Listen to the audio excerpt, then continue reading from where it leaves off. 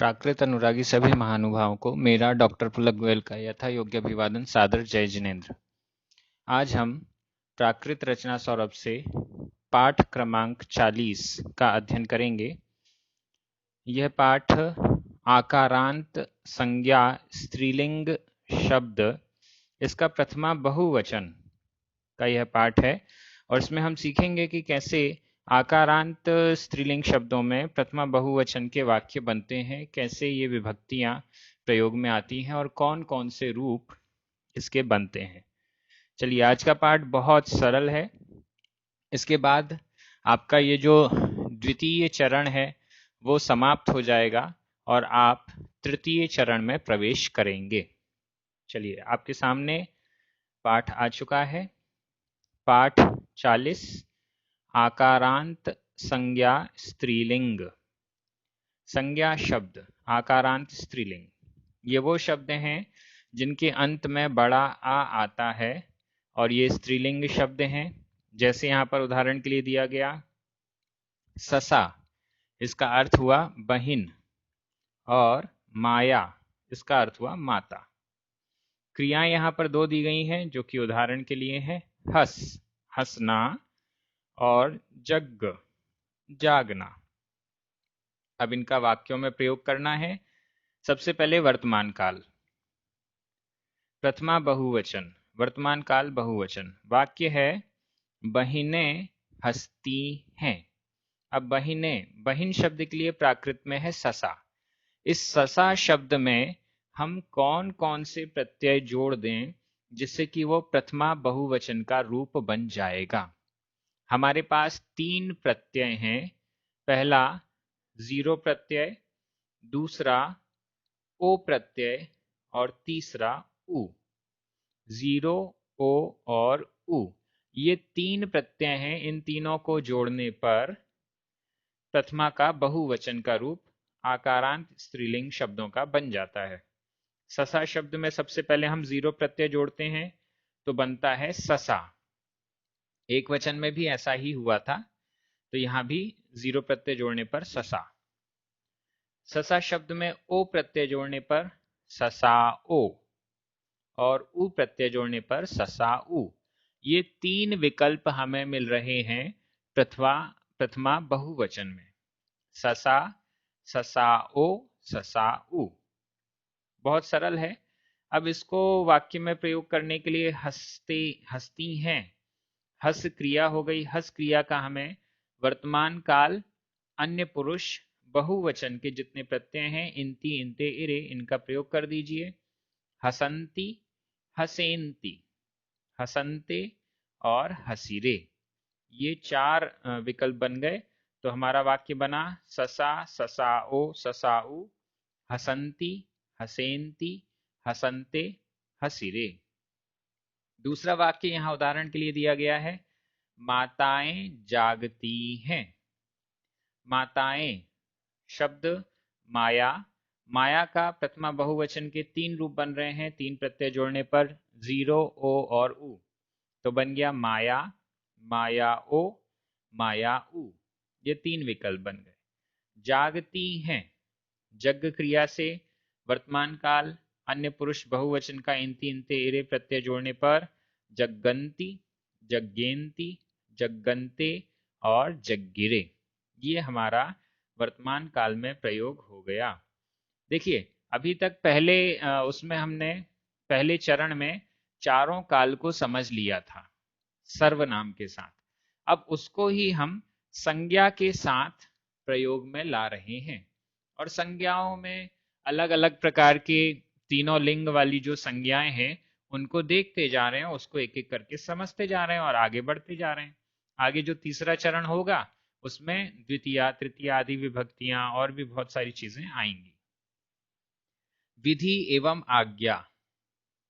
वाक्य है बहिनें हंसें, बहिनें हंसें। बहिनें, बहिन शब्द के लिए प्राकृत में ससा, इसका प्रथमा बहुवचन में रूप बनेगा ससा, ससाओ, ससाऊ। और हंसें, हस क्रिया में विधि एवं आज्ञा काल अन्य पुरुष बहुवचन का अंतु प्रत्यय आधा ना ता छोटे उ की मात्रा, ये हमें जोड़ना है। दो विकल्प इसके बनते हैं, हसंतु हसेंतु। ये हमारा वाक्य बन गया। दूसरा वाक्य है माताएं जागें। माता के लिए प्राकृत में है माया, इसका प्रथमा बहुवचन का रूप बना माया मायाओ मायाऊ। जागें जग क्रिया के साथ अंतु प्रत्यय जोड़ने पर जगंतु जगेंतु। बहुत सरल है। भूतकाल, भूतकाल में वाक्य है बहिनें हंसी। बहिनें हंसी। बहिन शब्द के लिए प्राकृत में ससा, इसका प्रथमा बहुवचन में तीन रूप बन रहे हैं, ससा ससाओ ससाऊ।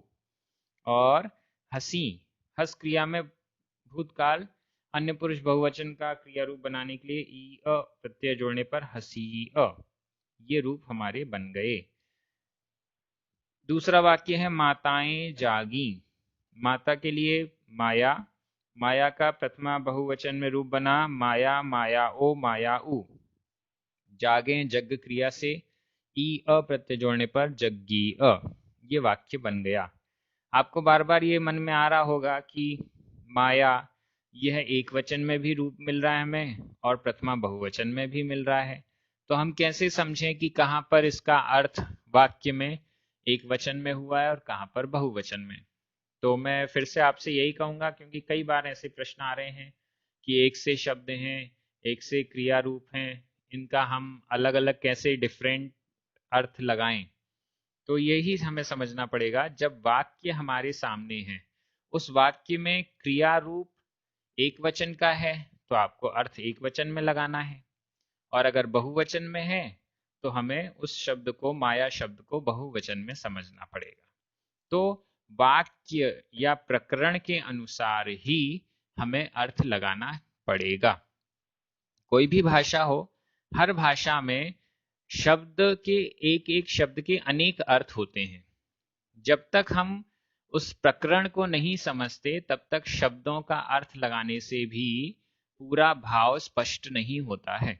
इस दृष्टि से यहाँ पर भी प्रकरण को समझते हुए वाक्य में क्या अर्थ हो सकता है उसका अर्थ उस प्रकार से हमें लगाना चाहिए। भविष्यत काल पर पहुंचते हैं। वाक्य है बहिनें हंसेंगी। बहिन, बहिन के लिए प्राकृत में ससा, इसका प्रथमा बहुवचन का रूप बनाइए ससा ससाओ ससाऊ। ये तीन विकल्प बने। हंसेंगी, हस क्रिया में भविष्यत काल अन्य पुरुष बहुवचन के जो प्रत्यय हैं वो जोड़ दीजिए। तीन प्रत्यय हैं ही, स और सी, और इसके बाद फिर इंती इंते इरे, इनको जोड़ने पर हसी हिंती हसी हिंते हसी ही इरे, हसिस्सन्ति हसिस्सन्ते हसिस्स इरे, हसिस्सिन्ति हसिस्सिन्ते हसिस्सि इरे। और इसमें ए वाले प्रत्यय बनाएं, अंत्य स्वर परिवर्तन ए वाला। हसे हिंती हसे हिंते हसे ही इरे, हसेस्सन्ति हसेस्सन्ते हसेस्स इरे। ये रूप इसका बन जाएगा। दूसरा वाक्य है माताएं जागेंगी। माताएं, माता के लिए प्राकृत में माया, इसके तीन विकल्प प्रथमा बहुवचन में बन रहे हैं माया मायाओ मायाऊ। जागेंगी, जग क्रिया से भविष्यत काल का प्रत्यय जोड़ते जाएं। जग्गिहिंती जग्गिहिंते जग्गिहि इरे, जग्गिस्सन्ति जग्गिस्सन्ते जग्गिस्स इरे, जग्गिस्सिन्ति जग्गिस्सिन्ते जग्गिस्सि इरे। और ए वाले बनाइए जग्गे हिंती जग्गे हिंते जग्गे ही इरे, जग्गे संति जग्गे संते जग्गे स इरे। सी वाले में ए अंत्य स्वर परिवर्तन ए नहीं होता, केवल एक ई ही होता है। ये आपको भविष्यत काल के जो पाठ हैं उसमें आपको याद हो गया होगा। अब ये पाठ पूरा हो चुका है, इसकी टिप्पणियां देख लीजिए। पहली टिप्पणी, ससा ससाओ ससाऊ, प्रथमा बहुवचन आकारांत स्त्रीलिंग। दूसरी टिप्पणी, आकारांत स्त्रीलिंग शब्द ससा आदि में जीरो, उ और ओ, इन तीन प्रत्यय का प्रयोग होता है प्रथमा के बहुवचन में। तो ये तीन प्रत्यय लगते हैं जो मैंने आपको बताए। इनको सीधे सीधे जोड़ दिया गया। ससा प्लस 0 बराबर ससा, ससा प्लस उ बराबर ससा उ, ससा प्लस ओ बराबर ससा ओ। इस प्रकार से ये हमें समझ में आ गया है। तीसरी टिप्पणी, उपर्युक्त सभी वाक्य कर्तृवाच्य में हैं। कर्तृवाच्य में कर्ता व्यक्ति वस्तु आदि में प्रथमा होती है। तो ये सब वाक्य कर्तृवाच्य के हैं। आगे हम कर्मवाच्य भी सीखेंगे, भाववाच्य भी सीखेंगे। यहाँ पर जो कर्ता है उसमें प्रथमा विभक्ति का प्रयोग किया गया है। चौथी टिप्पणी, उपर्युक्त सभी क्रियाएं अकर्मक हैं। आगे हमें सकर्मक क्रियाएं भी पढ़ने को मिलेंगी। पांचवी टिप्पणी, उपर्युक्त संज्ञाओं के साथ जो क्रिया रूप काम में आता है वह अन्य पुरुष बहुवचन का है। यहाँ पर जो संज्ञा है उसके साथ में जो क्रिया रूप है वो सब अन्य पुरुष में जाएंगे, क्योंकि यहाँ पर संज्ञा जितनी भी होती है वो सारी की सारी अन्य पुरुष में ही होती हैं। छठवीं टिप्पणी, कर्तृवाच्य में प्रयुक्त संज्ञाओं के साथ अन्य पुरुष सर्वनाम की क्रिया काम में आती है। यहाँ संज्ञा बहुवचन में है, अतः क्रिया भी बहुवचन की ही लगी है। तो ये भी आपने बाकी सभी पाठों में पढ़ा हुआ है, क्योंकि क्रिया जो है, संज्ञा जो है वो बहुवचन है, इसलिए क्रिया भी बहुवचन की ही वहां पर उपयोग में आई है। अगर एक वचन होता तो एक वचन में आती। इस प्रकार से ये आपका पाठ कंप्लीट हो गया है। आपको छोटा सा होमवर्क दिया है, कुछ शब्द स्त्रीलिंग के दिए गए हैं जिसके वाक्य आपको प्रथमा के बहुवचन के अनुसार बनाने हैं। तो वो आप बहुत जल्दी बना लेंगे 2-5 मिनट में। इसके बाद आपको प्राकृत रचना सौरभ का ही पाठ क्रमांक 41 भी देखना है। उसमें भी अभ्यास के लिए वाक्य दिए गए हैं। उन वाक्यों को भी, सरल सरल वाक्य हैं, उनको भी आपको सॉल्व करना है। जितना ज्यादा अभ्यास करेंगे उतना अच्छे तरीके से आप प्राकृत भाषा को सीख पाएंगे। इसके बाद आपको प्राकृत अभ्यास सौरभ का अभ्यास क्रमांक 18 इसको सॉल्व करना है। इसके भी बहुत सारे वाक्य हैं, जितना आप कर सकें वो बहुत अच्छा रहेगा। पाठ नंबर अभ्यास क्रमांक 19 भी आपको सॉल्व करना है। पाठ नंबर 30 से लेकर 40 तक, प्राकृत रचना सौरभ के पाठ 30 से लेकर 40 तक का अभ्यास आप इस अभ्यास क्रमांक 19 के द्वारा कर सकते हैं, जो कि प्राकृत अभ्यास सौरभ में है। इसमें भी काफी वाक्य हैं। आप अपनी इच्छा और सामर्थ्य के अनुसार इन अभ्यास वाक्यों को भी सॉल्व करते जाएं। इस प्रकार से आप सभी को मैं बधाई देना चाहता हूं। आपने प्राकृत प्रशिक्षण के द्वितीय चरण को भी कंप्लीट कर लिया है। अब आप अगले वीडियो में प्राकृत के तृतीय चरण पर प्रवेश करेंगे, जो कि पाठ नंबर 42 से स्टार्ट होगा। इसमें आपको कृदंतों के जो थोड़े से जटिल कृदंत हैं उनको आप सीखना चालू करेंगे। ये भी चरण बहुत महत्वपूर्ण है प्राकृत व्याकरण की दृष्टि से, प्राकृत वाक्य रचना की दृष्टि से। आप सभी बहुत अच्छे से पढ़ रहे हैं, अभ्यास भी कर रहे हैं।